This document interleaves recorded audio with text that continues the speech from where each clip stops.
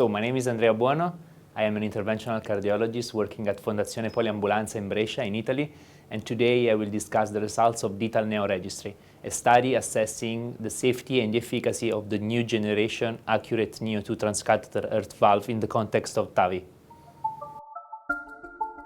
The background of DETAL NEO registry has to be searched on the available evidence produced so far in literature, demonstrating the non-negligible incidence of more than mild paravalvular leak with the use of the early generation ACURATE neo in the context of TAVI. For this reason, the producing company, the Boston Scientific, has launched on the market at the end of September 2020 the new iteration called ACURATE neo2.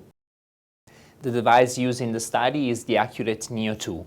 This valve maintains the key feature of the previous generation valve, but incorporates some engineering refinement, such as the presence of a radiopaque marker on the delivery system, able to guarantee a more precise implantation, but also the presence of a taller outer pericardial skirts, which reach the upper crown, and with an active technology able to guarantee a more synchronous adaptation to the native annulus, with the potential to reduce the incidence of moderate or greater paravalvular leak. Our study is a retrospective, observational, multi-center, independent registry. We enrolled 900 patients consecutive affected by severe aortic valve stenosis, treated in 13 Italian centers, which received both generation device.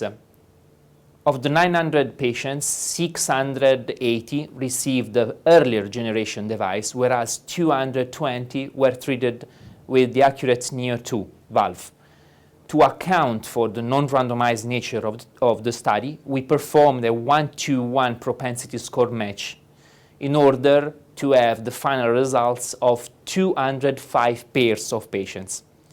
The primary endpoint is the incidence of moderate or greater paravalvular leaks at pre-discharge echocardiographic assessment, whereas secondary endpoint are technical success, but also some short-term clinical outcome intended as 90 days safety, 90 days efficacy, and a single component of the pre-specified composite endpoint. All the endpoints were assessed according to the modern VARC3 criteria.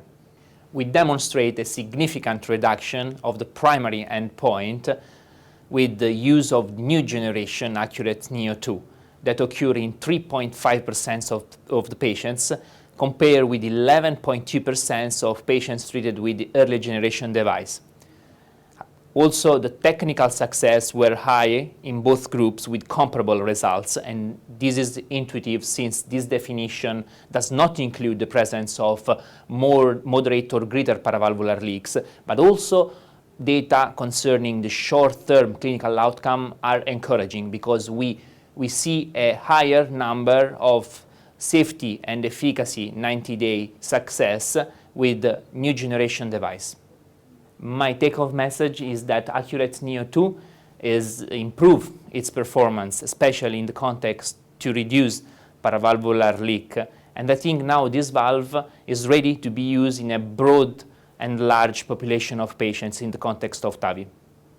We need randomized controlled trial to confirm our preliminary results.